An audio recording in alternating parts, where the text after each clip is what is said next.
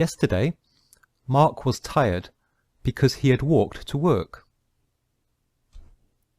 So here is the past perfect tense. This is the form. He had walked.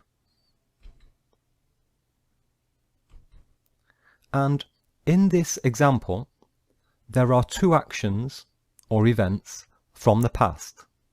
Okay, this is in the past, and there are two actions. And they happen in this order. So first, the first action is that Mark walks. And the second action is later Mark is tired. So first Mark walks, then he is tired. And we use the past perfect to describe the first action or event from the past. So again, from our example, the first action is walk, Mark walks. And so we use the past perfect to describe that action. This is the first of two actions. He had walked. Okay? So in this lesson, I will teach you the form, the common uses, because this is only one use of the past perfect. There are many others.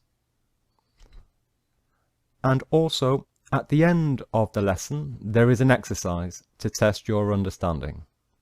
Okay? So let's start. So here is the sentence. We have already seen this. Mark was tired because he had walked to work. So let's look at the form in more detail. I had walked.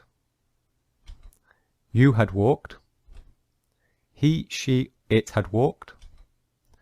We had walked. You had walked. They had walked.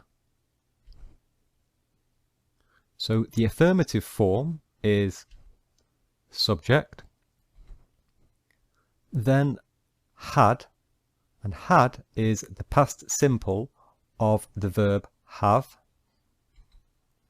and then we have the main verb in the past participle form. So walked is the past participle of the verb walk. And in the example, or in the form, the verb had, okay, this is the auxiliary verb. So here the verb have is being used as an auxiliary verb. And this is the main verb.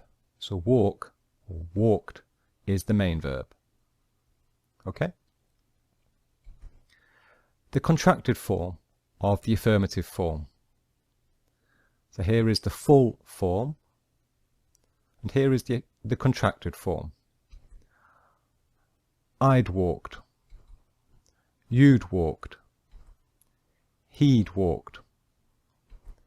She'd walked. It'd walked. We'd walked. You'd walked. And they'd walked.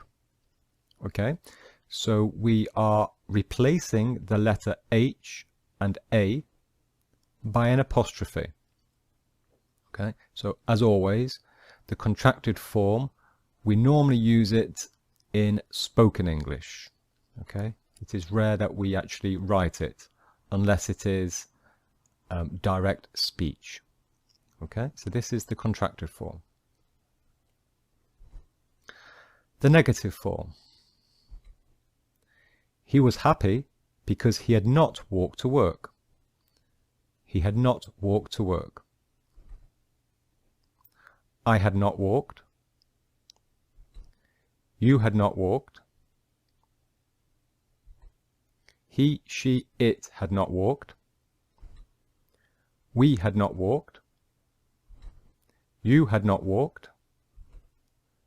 And they had not walked. So the negative form is the subject, had, not. So this is what makes the negative. and the main verb in the past participle form. So this is what changes. This is what is new.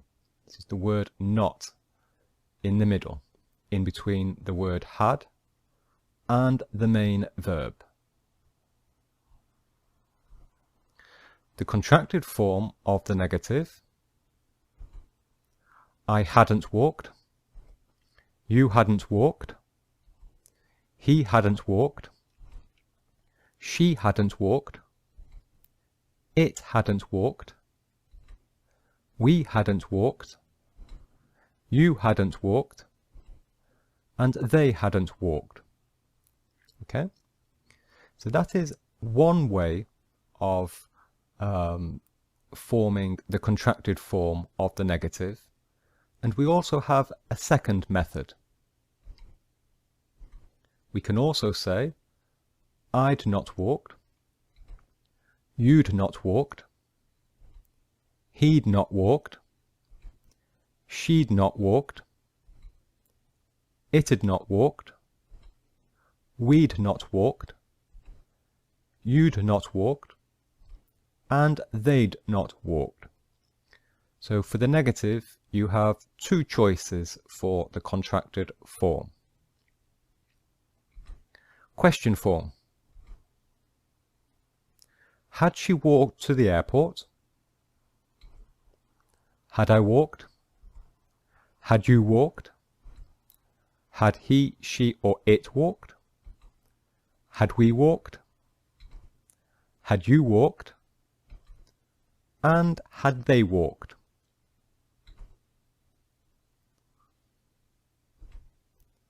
So we have the word had, which is, as always, the past simple of have, the subject, and the main verb in the past participle form.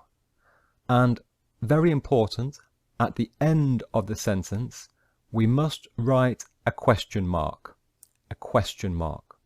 to show that it is a question. Okay? Had she walked? So in fact, we reverse the order of the subject and the word had. Question form, again. How had he lost weight? So here we have what we call a question word,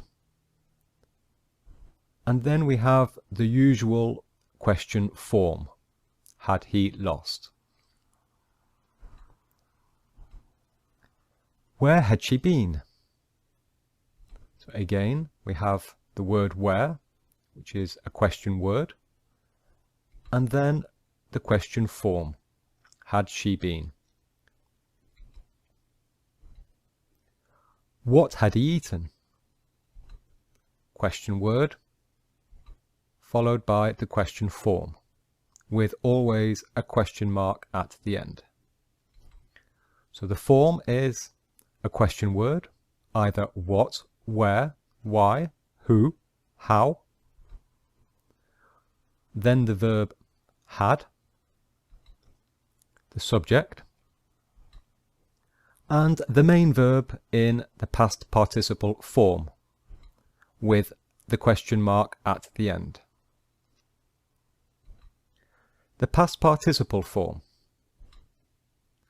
Well, the general or the basic rule for regular verbs is to add ed to the base form. Example, walk becomes walked, clean, cleaned. But this is only the basic rule for regular verbs. There are many other rules, and for all the rules and exceptions for forming the past participle for regular and irregular verbs, then use a good dictionary. Okay? In this video, we will not have time to explain all the rules for the past participle. Okay, that is not the goal of this lesson. But very quickly, here are the past participle forms of some common irregular verbs. Okay, so here is the list.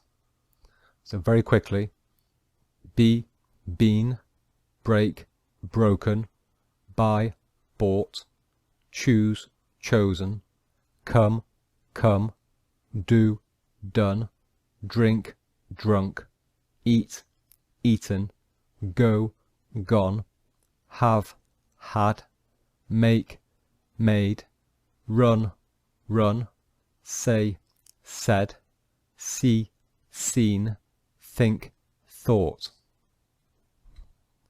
and many more. There are no rules, unfortunately, for irregular verbs. You must simply learn them. Okay, so it just needs some work. So let's look at the use in more detail now. So actions in the past before other actions. So we use the past perfect to describe an action in the past before another action in the past. And let's look at some examples. She passed the exam because she had studied hard. Okay, so in the past, first she studied and then she passed the exam. So she studied first, so we use the past perfect. She had studied. When she arrived at the station, the train had already left. Okay, so in red we have the usual form of the past perfect, and in blue this is an adverb, already. So it is important to learn the position of the adverb. It is between had and the main verb. Okay? So first the train left, then she arrived at the station. The train had already left. Past perfect. Mark was happy because he had found a new job. He had found. The past perfect.